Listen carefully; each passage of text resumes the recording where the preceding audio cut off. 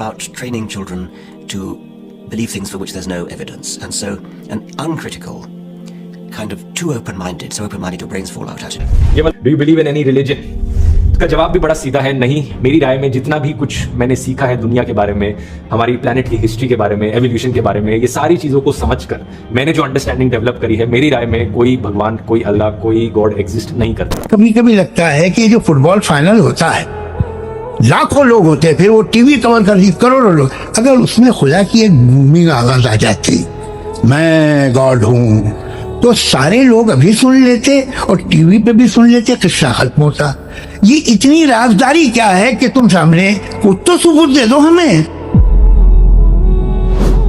اور جو لوگ کچھ نہیں جانتے یعنی مشرک، وہ کہتے ہیں کہ اللہ ہم سے کلام کیوں نہیں کرتا، یا ہمارے پاس کوئی نشانی کیوں نہیں آتی۔ اسی طرح جو لوگ ان سے پہلے تھے وہ بھی انہی کسی باتیں کیا کرتے تھے۔ وقال الذین لا يعلمون، اور وہ لوگ کہتے ہیں جو کچھ بھی علم نہیں رکھتے، لولا یکلمنا اللہ، اللہ ہم سے خود کیوں نہیں بات کر لیتا، او تأتینا آیہ، یا ہمارے سامنے کوئی معجزہ کیوں نہیں لے آتا۔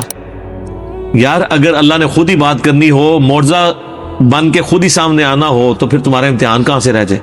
دیکھ کے تو سب نے مان لینا ہے۔ قرآن کا فتویٰ ہے ان الذین یخشون ربہم بالغیب لہم مغفرۃ و اجر کبیر، جو بغیر دیکھے اپنے رب سے ڈرے گا نا، اس کے لیے مغفرت اور اجر کبیر ہے۔ دیکھ کے تو قیامت والے سارے مان جائیں گے یا اللہ تو ہی رب ہے، تو امتحان ختم۔ یہی تو امتحان ہے۔ اللہ فرماتا ہے کذالک قال الذین من قبلہم، یہ اس قسم کی جو خواہشات کا اظہار جو مشرکین عرب آپ سے کر رہے ہیں یا یہودی کرتے ہیں، ان سے پہلے لوگ بھی کرتے رہتے، مثل قولہم، اس طرح کا قول وہ بھی کہتے تھے۔ حضرت موسیٰ علیہ السلام سے نہیں کہا تھا، وہ آپ پڑھ چکے ہیں، ہم نے اللہ کو دیکھنا ہے، تو پھر کیا ہوا تھا؟ اللہ کی طرف سے کڑک آئی تھی، سارے اسی وقت مر گئے تھے۔ پھر حضرت موسیٰ علیہ السلام نے کہا کہ یا اللہ تو زندگی دے سکتا ہے، یہ تو میرے متھے لگن گے سارے۔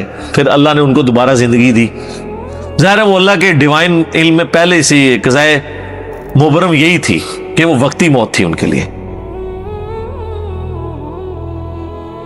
تشابہت قلوبہم، ان دونوں طبقوں کے دل ملے ہوئے ہیں، یہ حقیقت بات ہے۔ فرعون چاہے اس زمانے کا ہو یا آج کا ہو، دل ایک ہی ہے اس کا۔ انسان آج سے 1000 سال پہلے کا انسان ہو یا آج کا انسان، ایک ہی ہے۔ اچھا یہ الہامی کتابیں پرانی کیوں نہیں ہوتی؟ صرف اس لیے کہ الہامی کتابوں کا ٹاپک انسانی اخلاقیات ہے۔ انسانی اخلاقیات کبھی پرانی نہیں ہوتی۔ آج جتنی بھی ترقی کر جائے سائنس جتنی مرضی ترقی کر گئی ہے، کیا انسان نے کھانا پینا چھوڑ دیا ہے؟ اب وہ موبائل چاٹتا ہے تو اس کا پیٹ بھرتا ہے؟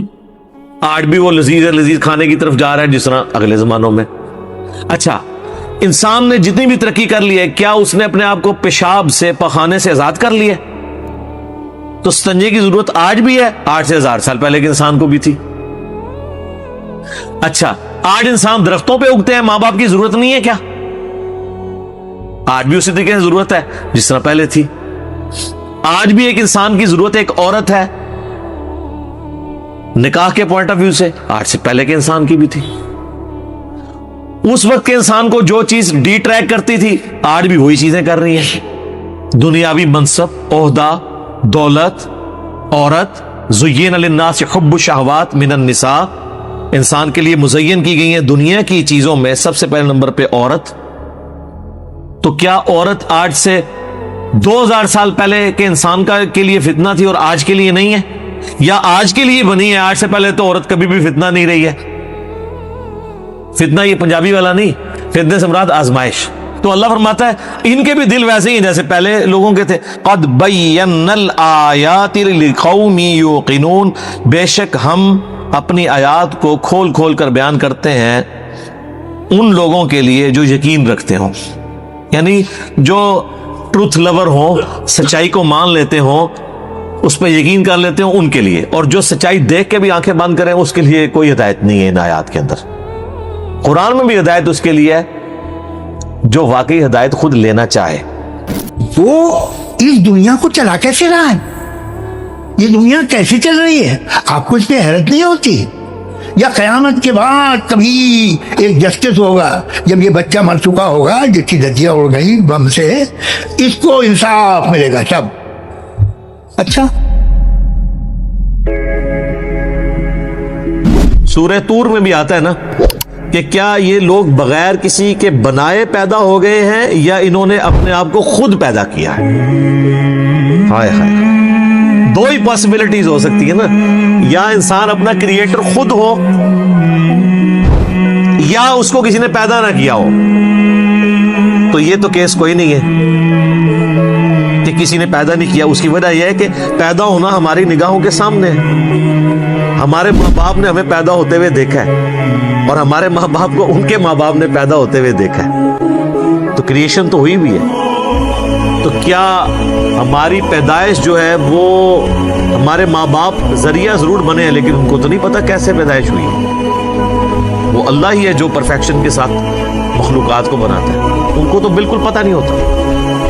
मखलूक जो पैदा हो चुकी है उसे खुद अपने बारे में नहीं पता कि उसके अंदर क्या कुछ चल रहा है, सोच भी नहीं सकता। आज अगर साइंस हमें ये बातें ट्रूथ रिवील ना करती, इस कायनात के बड़े बड़े हकायक, तो हम कभी इमेजिन भी नहीं कर सकते थे कि कितनी ये कॉम्प्लेक्स क्रिएशन है।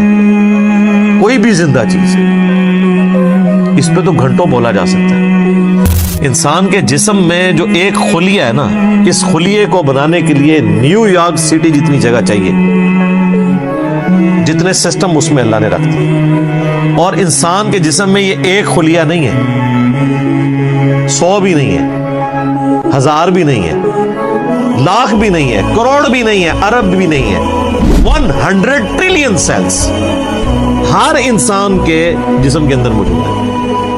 100 ट्रिलियन, 1 ट्रिलियन 1000 अरब के बराबर होता है। 100,000 अरब खुलिये हर इंसान के जिस्म में, और सारे खुलियों तक ऑक्सीजन भी पहुंचती है और ये जिंदा है। इनकी डिवीजन डिस्टर्ब हो जाए तो कैंसर है।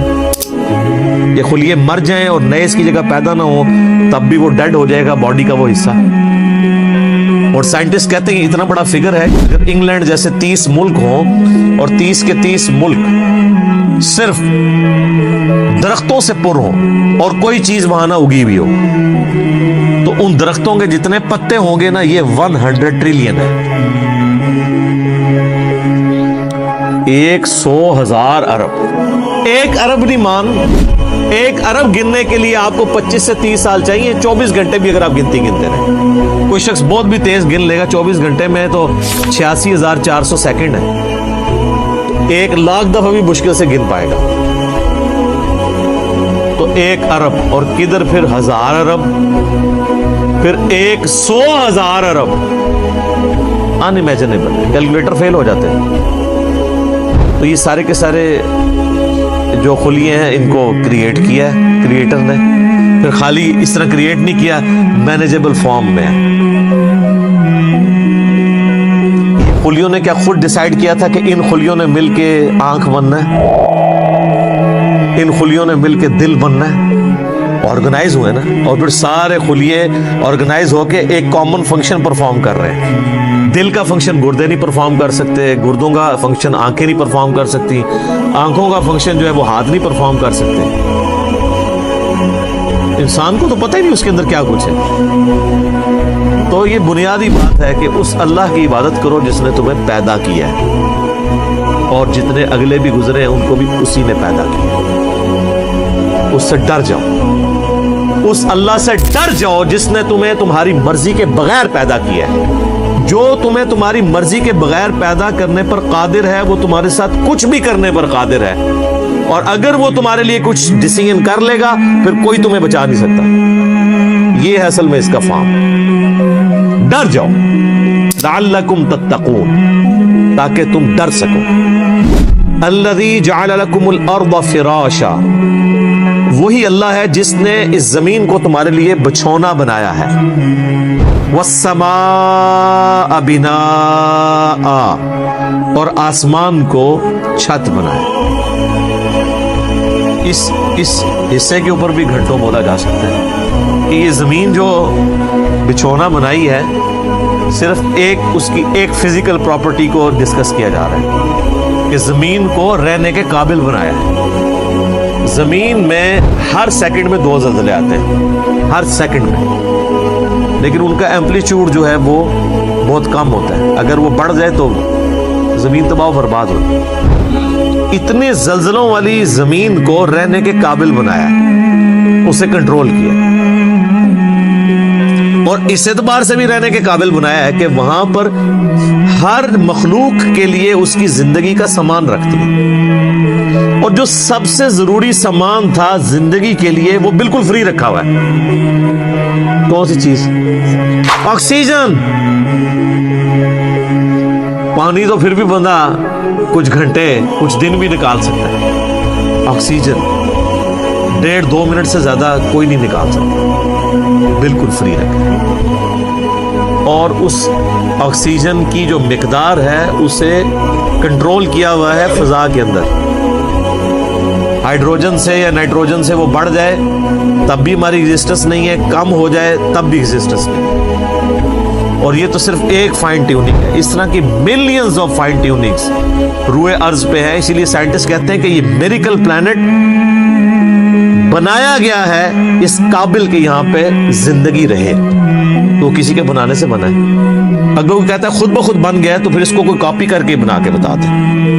جو چیز کاپی بھی نہ ہو سکتی ہو اس کے بارے میں کہنا کہ وہ خود بخود ہو گئی ہے، تو اس سے بڑی تو بے وقوفانہ سٹیٹمنٹ ہی نہیں ہو سکتی. جو کام کرنے سے نہ ہو سکے وہ خود بخود کیسے ہو سکتا ہے؟ خود بخود تو وہ کام ہو سکتا ہے نا کہ جو یعنی کرنے سے ہو بھی جائے. زمین و آسمان کی ساری مخلوقات مل کے ایک بیج نہیں بنا سکتی کہ جسے ہم مٹی میں بوئیں اور وہ 6 ارب گنا بڑا درخت بن جائے. لوگ تو کہتے ہیں جی مٹی کی تو کوئی قیمت ہی نہیں ہے. میں کہتا ہوں سونے کی کوئی قیمت نہیں. سونے میں بیج ڈالا جائے تو وہ درخت نہیں بن سکتا. اگر مٹی دنیا پہ نہ ہو تو سونے کو چاٹنا ہے کسی نے، اور سونا نہ ہو تو پھر بھی دنیا چلتی رہے گی.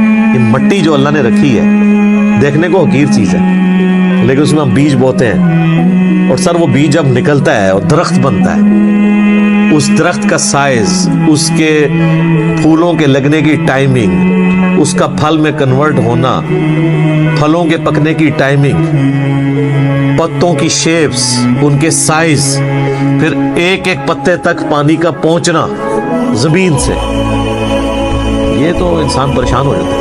ایک درخت تو بہت بڑی بات ہے، ایک بیج نہیں کوئی بنا سکتا، اور کوئی یہ کہ خود بخود بن گیا، تو اس سے بڑی بے وقوفی کسی کی کیا ہو سکتی ہے؟ دنیا کا کوئی بے وقوف انسان بھی ایک بال پوائنٹ کے لیے ماننے کے لیے تیار نہیں خود بخود بن جائے، کیونکہ یہ ایک مینیجیبل چیز ہے، الٹپ نہیں ہے، ایٹ رینڈم نہیں ہے. تو زمین کو اس نے تمہارے لیے بچھونا بنایا ہے، والسماء بناء، اور آسمان کو چھت بنایا ہے. اب یہ متشابہات میں سے ہے، آسمان کے بارے میں جو اب ہمیں اس ماڈرن سائنس کی وجہ سے ٹروتھ ریویل ہو رہے ہیں وہ تو بڑے حیران کن ہیں. یعنی آسمان کی جو لیئرز ہیں، آسمان تک پہنچنے کے لیے جو اللہ تعالیٰ نے لیئرز رکھی ہوئی ہیں، ان کے لیے بھی آسمان کا لفظ استعمال ہو سکتا ہے. اسٹریٹوسفیئر ہے، پھر ٹروپوسفیئر ہے، پھر اوزون کی لیئر ہے. یعنی سورج سے ملینز آف ایمپلیٹیوڈ کی مختلف ریز دنیا میں آتی ہیں، لیکن زمین کی جو ہماری رہنے کی سطح ہے اس تک اس میں سے چند ایک پہنچتی ہے. 99.99% یہ آسمان کی جو لیئرز ہیں اس کی وجہ سے ریپیل ہو جاتی ہیں، کچھ ارتھ میگنیٹک فیلڈ کی وجہ سے ریپیل ہو جاتی ہیں، ورنہ وہ ہارمفل ریز نیچے آ جائیں تو بیماریاں. یہ جو کہتے ہیں اوزون لیئر کے اوپر ایک شگاف ہے، اس کی وجہ سے سکین کینسر کا خدشہ ہے ان علاقوں میں جہاں پہ وہ ڈائریکٹ ریز آتی ہیں.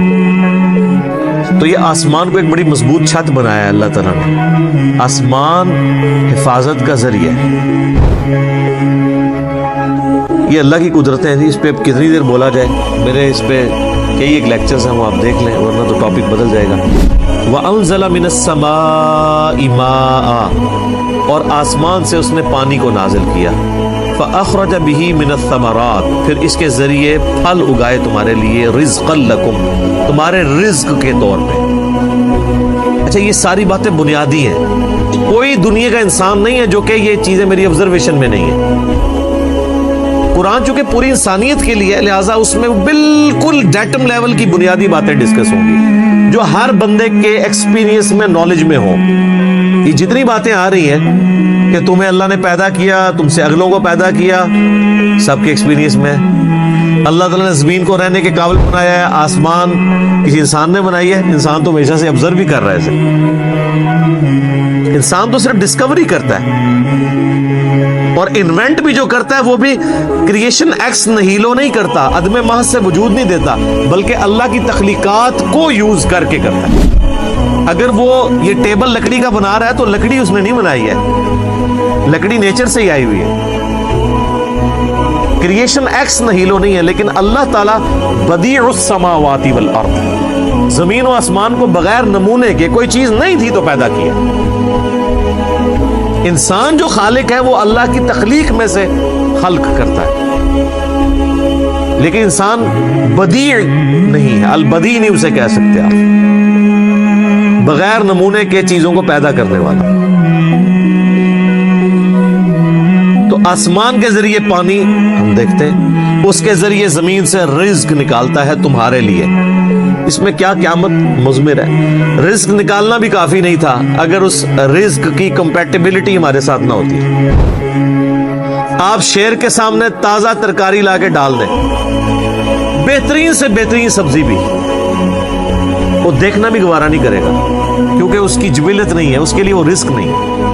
और बकरी के सामने फ्रेश कीमा लाके डाल दें आप, उसके लिए कोई अट्रैक्शन नहीं। तो सिर्फ रिस्क तुम्हारे लिए, रिस्क यानी रिस्क भी पैदा किया और उस रिस्क को कंपैटिबल भी बनाया। और ये रिस्क में तो मैं सिर्फ खाना पीने डिस्कस कर रहा हूं, वरना तो हर नेमत ही रिस्क है। सबसे अहम तरीन रिस्क ऑक्सीजन है जो हम इनहेल करते हैं, जिसके बगैर हम 1.5-2 मिनट से ज्यादा जिंदा ही नहीं रह सकते। वो सबके लिए फ्री रखती है अल्लाह ने, कोई इसके ऊपर टैक्स नहीं है, कोई आपको खरीदना नहीं पड़ेगा, ये आपके लिए फ्री है।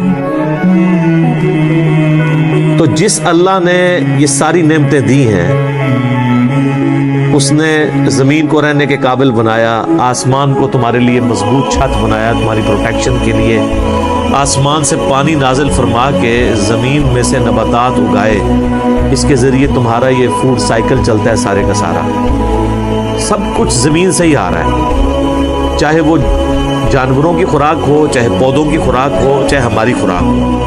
जमीन मर जाए तो सारी मखलूकात मर जाए। तो अल्लाह फरमाता है जिसने सब कुछ किया है, फला तजअलू लिल्लाहि अंदादन व अंतुम तालमून, फिर अल्लाह के साथ कोई मद्दे मुकाबल न ठहराओ और तुम जानते तो हो कि ये क्वालिटीज किसी और की है ही नहीं है। ये तौहीद तो तुम्हारे अंदर मौजूद है कि अल्लाह के मद्दे मुकाबल कोई नहीं ठहराया जा सकता। मुझे बताएं, कुरान के स्टार्ट में जो तौहीद बयान हुई है, इस तौहीद को पढ़ लेने के बाद कोई किसी बाबे को पुकारेगा, किसी मरे हुए शख्स को पुकारेगा, किसी जिंदा शख्स से वो चीजें डिमांड करेगा जिसका वो अहल ही नहीं है? इम्पॉसिबल। इतनी बुनियादी बात है। बस ये सारी नेमतों के एवज में तुमसे एक बात मांग रहा हूं, फला तजअलू लिल्लाहि अंदादा, बस मत बनाओ अल्लाह के साथ किसी और को मद्दे मुकाबल निद के तौर पे। व अंतुम तालमून, और तुम जानते तो हो कि कोई है ही नहीं ऐसा कि जिसे बनाया जाए मद्दे मुकाबल। कौन हो सकता है?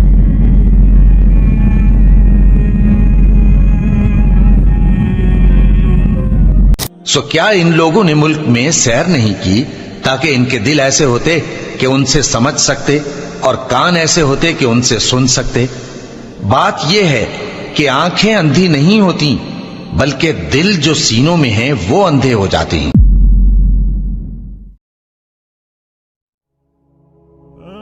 اولم یر الذین کفروا ان السماوات والارض کانتا رتقا، کیا کافروں نے نہیں دیکھا کہ بے شک آسمان اور زمین آپس میں ملے ہوئے ایک یونٹ یہ تھے، اکٹھے تھے زمین و آسمان،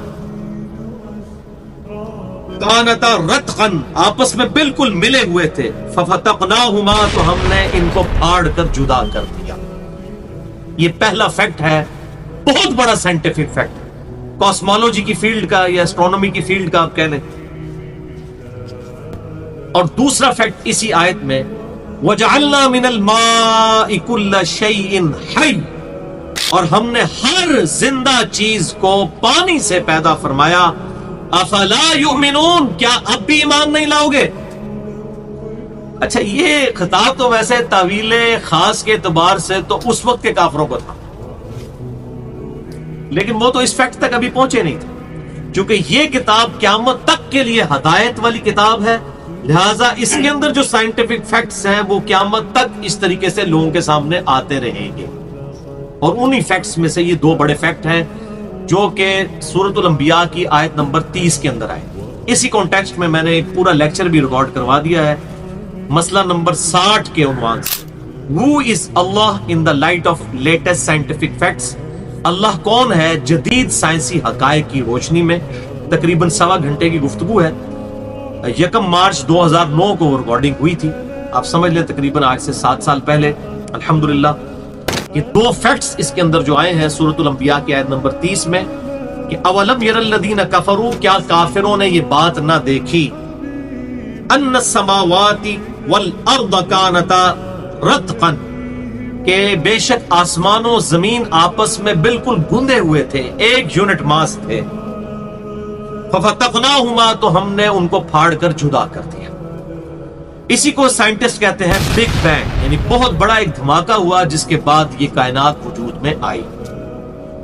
اب آپ دیکھیں اس میں کلیئر کٹ یہ بات آئی کہ کیا کافروں نے نہیں دیکھا کہ بے شک آسمان و زمین آپس میں ملے ہوئے تھے، ہم نے ان کو جدا کر دیا اور ہر زندہ چیز کو پانی سے پیدا کیا۔ سورۃ الانبیاء آیت نمبر 30۔ اس آیت کے اندر اللہ تعالیٰ نے دو بڑے سائنٹیفک فیکٹس، قانون قدرت بتا دیے، اور بتائے تو اس وقت کے کافروں کو تھے، لیکن اس وقت کے کافر تو ابھی تک اس لیول پہ پہنچے نہیں تھے، ان کی تحقیق یہاں تک ہے نہیں تھے۔ لیکن اب ساتھ ہی ساتھ یہ بات یاد رکھیں، چونکہ یہ کتاب قیامت تک کے لیے ہے، لہٰذا اس کے اندر جو فیکٹس موجود ہیں یہ قیامت تک ایکسپلور ہوتے رہیں گے، تبھی تو آج کے دور کے انسان کے لیے اس کے دل میں قرآن کی اہمیت اجاگر ہوگی نا، ورنہ آج کے دور کے شخص کو کس طرح انٹرسٹ ہو سکتا ہے جب آج کے دور کی بات نہیں ہو رہی ہوگی۔ تو یہ آج کے دور کی بات ہے، 20ویں صدی کے اندر یہ چیزیں آ کر ڈسکور ہوئی ہیں سائنٹیفک فیکٹس کی برکت سے، اور اللہ تعالیٰ نے یہ چیزیں لوگوں پر ظاہر کی ہیں۔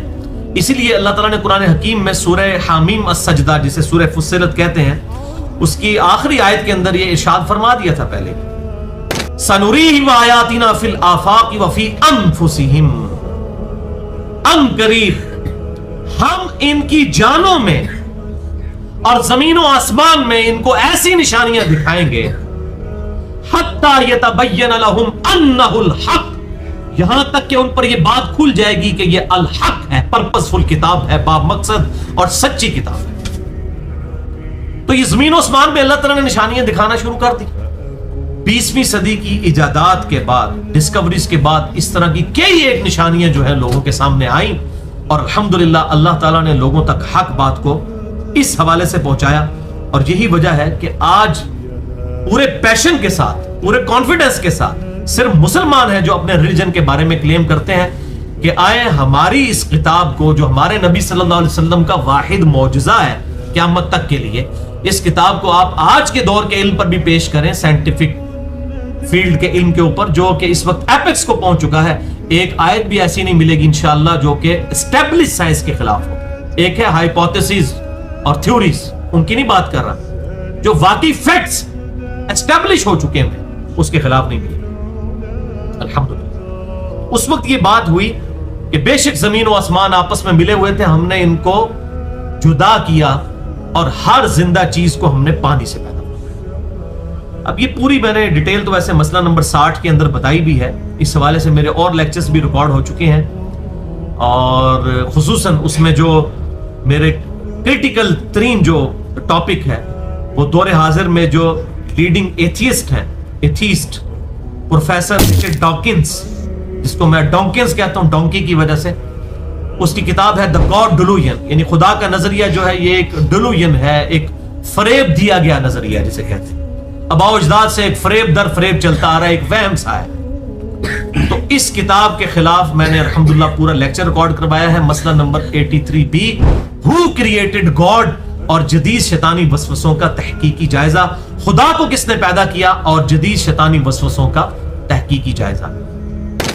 کہ بھائیو 20ویں صدی کے آغاز تک لوگوں کا یہی نظریہ تھا کہ یہ کائنات بھی ہمیشہ سے ایگزسٹ کرتی ہے، کیونکہ اگر کائنات کی ابتدا کو مان لیا جائے کہ یہ کائنات کہیں سے پیدا ہوئی ہے تو پھر کریٹر کو بھی ماننا۔ اس لیے ڈینائل آف گاڈ جو آ کر 17ویں اور 18ویں صدی عیسوی کے اندر شروع ہوا، وہ اپنے ایپیکس کو اس حوالے سے پہنچا کہ لوگوں نے یہ اسٹیبلش کر لیا کہ کائنات ہمیشہ سے ایگزسٹ کر رہی ہے۔ اب جب کائنات ہمیشہ سے ایگزسٹ کر رہی ہے تو کسی گاڈ کی ضرورت ہی نہیں ہے۔ یہ 1929 کے اندر آ کر امریکن ایک کاسمولوجسٹ تھا جس کا نام تھا ایڈون ہبل، اسی کے نام پر ہبل ٹیلیسکوپ بھی امریکہ نے اسپیس کے اندر چھوڑی ہوئی ہے۔ 1953 میں ان کی ڈیتھ ہوئی ہے۔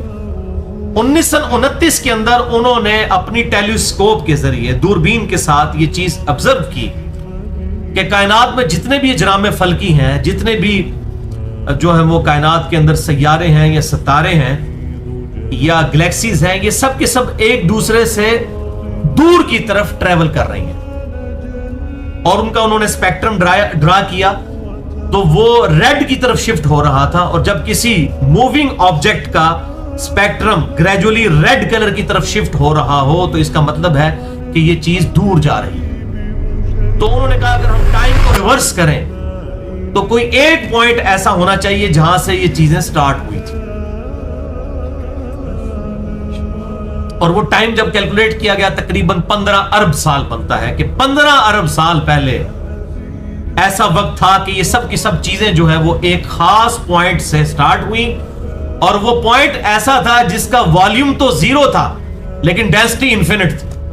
اب اس طرح کی چیز تو کوئی ہو نہیں سکتی کہ جس کا والیوم 0 ہو اور ڈینسٹی انفینٹ ہو، سوائے اس کے کہ وہ ہے ہی نہیں تھی، کریشن ایکس نہیلو ہوئی ہے، عدم محض سے وجود بخشا گیا ہے چیزوں کو، ایک دھماکے کے ساتھ یہ چیزیں الگ ہوئیں اور یہ دور جاتی جا رہی ہیں، اور وقت کے ساتھ ساتھ یہ پوری کائنات پھیل رہی ہے۔ یہ پھیلنا اسی کو ریورس کیا تو وہ ایک پوائنٹ آ گیا، حالانکہ یہ میتھمیٹیکلی یہ چیز آئنسٹائن نے پہلے ہی پروف کر دی تھی۔ آئنسٹائن نے بھی یہ بات کی تھی، ایکسپینڈنگ یونیورس، یہ کائنات پھیل رہی، اور الحمدللہ سیم اسی قسم کے الفاظ قرآن حکیم میں بھی موجود ہیں۔ سورہ الذاریات کے اندر پارہ نمبر 27 میں وَالسَّمَاءَ بَنَيْنَاهَا بِأَيْدٍ وَإِنَّا لَمُوسِعُونَ، اور آسمان کو ہم نے اپنے ہاتھوں سے بنایا جیسا کہ اس کی شان کے لائق ہے، اور ہم ہی اس کو وسعت دے رہے ہیں۔ یہ وہی ایکسپینڈنگ یونیورس، اِنَّا لَمُوسِعُونَ، اس کو ہم پھیلا رہے ہیں۔ ایکسپینڈنگ یونیورس آف آئنسٹائن، کاش ایک مسلمان نے کیا ہوتا تو ہم آج فخر سے کہہ رہے ہوتے ایکسپینڈنگ یونیورس آف قرآن۔ اب بدقسمتی ہماری یہ ہے کہ جب وہ ڈسکوریز کرتے ہیں اور پھر ہم کہتے ہیں ہاں جی جناب پہلے ہی موجود سی، تو کہتے ہیں پہلے ہی موجود سی تو تسی تے اپنے کول ہی رکھیا سی، سانوں تو نہیں دسیا کسی نے۔ خیر اس کا ایک پازیٹیو ایفیکٹ بھی ہے کہ ان کی تحقیقات کا اسلام کو یہ فائدہ ہو رہا ہے کہ وہ نیوٹرل لوگ جب تحقیق کرتے ہیں اور یہاں تک پہنچتے ہیں اور یہ چیز ان کے لیے ہدایت کا سبب بن جاتی ہے۔ اگر مسلمان کرے گا تو کسی کو وہم ہو سکتا ہے اس حوالے سے۔ یہ ایک الگ بات ہے کہ مسلمانوں نے سائنس کی فیلڈ کے آغاز میں بڑے بڑے کارنامے مسلمانوں نے ہی سلطنت عباسیہ کے دور کے اندر کیے ہوئے ہیں، بہت بڑے کارنامے۔ یہ پوری آپ کی کمپیوٹر کی فیلڈ جس کے اوپر جس الجبرے کے اوپر کھڑی ہے، یہ الجبرا مسلمانوں نے بنایا تھا۔ یہ سب کا سب معاملات جتنے بھی اس وقت چل رہے ہیں الیکٹرانکس کی فیلڈ میں، اس کی بنیاد جو ہے الجبرا ہے۔ تو میں اسی لیے ایک جملہ بھی بولا کرتا ہوں کہ science is a common religion of all the human beings on the face of earth. Science جو ہے یہ ایک مشترکہ مذہب ہے تمام انسانوں کا جو اس روئے ارض کے اوپر آباد ہے. مذہب کہہ رہا ہوں میں, دین نہیں کہہ رہا, کوئی مولوی فتویٰ نہ لا دے میرے تھے. دین جو ہے ان الدین عند اللہ الاسلام, دین صرف اسلام ہے.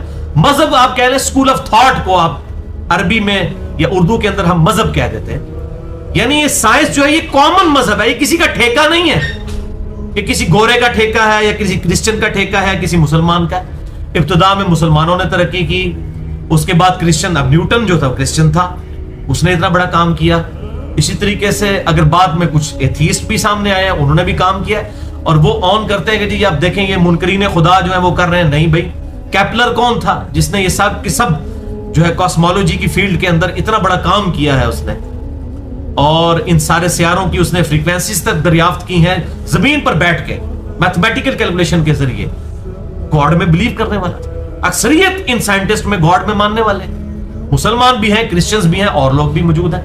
تو یہ سائنس جو ہے یہ کامن ریلیجن ہے, کامن اسکول آف تھاٹ ہے تمام انسانوں کا, جو اسٹیبلش سائنس. اور یہ پھر جب ان غیر مسلموں کی طرف سے اس طرح کی تحقیقات آتی ہیں, پھر ان میں سے بعض لوگ اسلام بھی قبول کر لیتے ہیں. اور اس میں ٹاپ آف دا لسٹ مثال جو ہے وہ ڈاکٹر مورس بکائل کی. آپ جا کے یوٹیوب کے اوپر ان کی ویڈیوز بھی رکھی ہوئی ہیں, اور ویسے گوگل میں جا کے لکھیں ڈاکٹر مورس بکائل فرینچ سرجن تھے.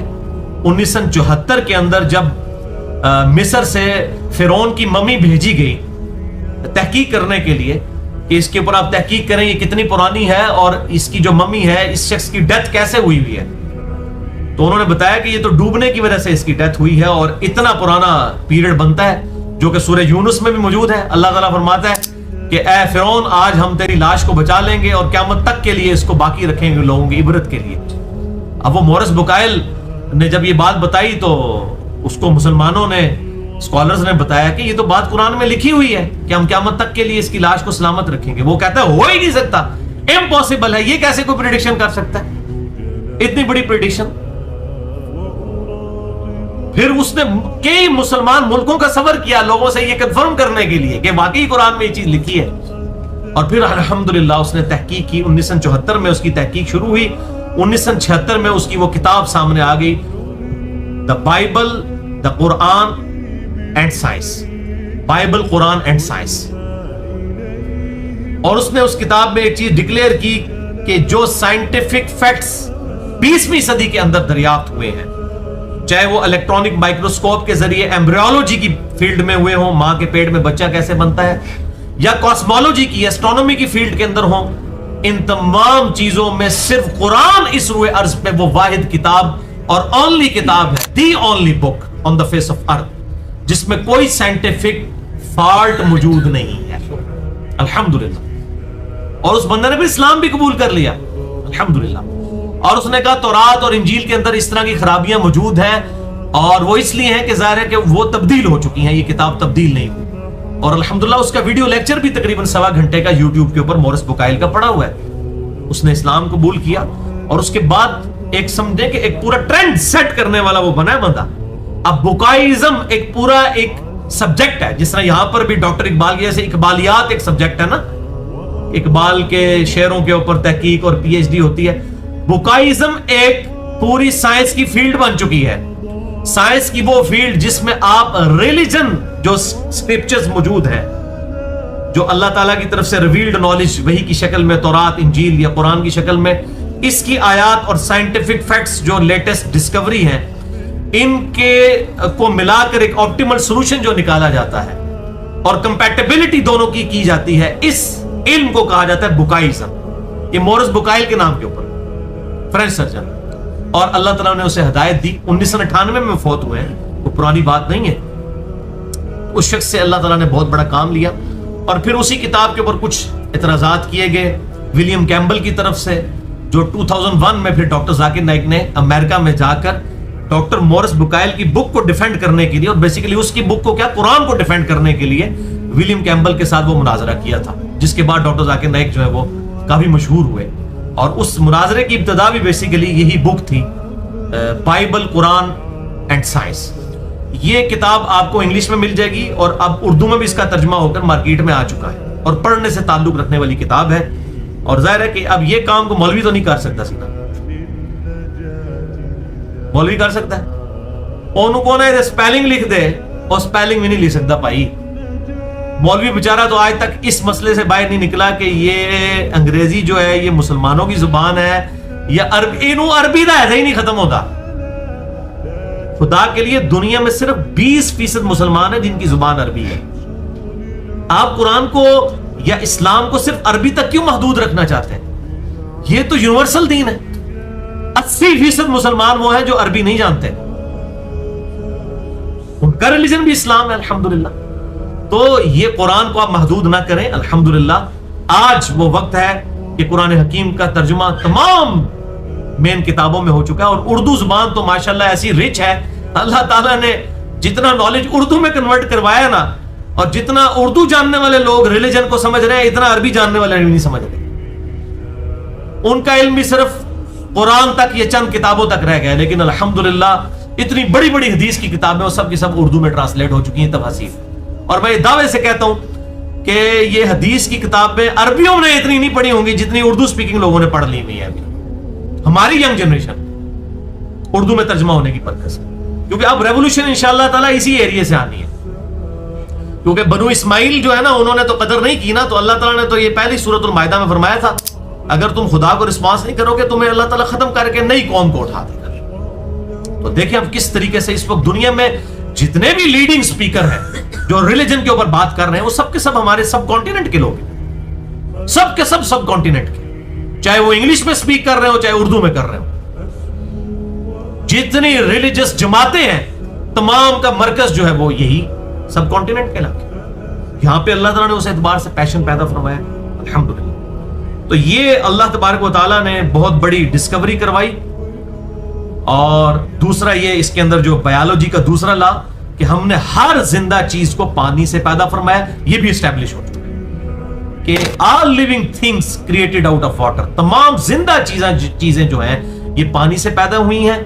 یہ بھی بایولوجی کا لا بالکل فائنل ہو چکا ہے. سورۃ الانبیاء آیت نمبر 30 میں یہ دونوں یونیورسل ٹروتس, دونوں سائنٹیفک فیکٹس جن کو آج کے انسان نے سمجھا ہے 20ویں صدی کے, یہ الحمدللہ 1400 سال پہلے اسٹیبلش کر دیے.